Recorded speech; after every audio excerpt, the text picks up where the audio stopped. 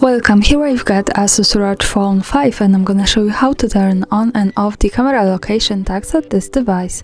So at first we have to tap on the camera button to open it, and for now we are in the standard photo mode. From here let's go to the left corner to this button. When we tap on it we can open the advanced camera settings.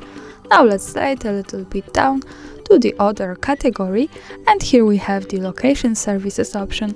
By using the button from the right we can turn it off and turn it on like that as we need, and when we have this turned on we can save the information about the location where we take a picture in the details about it.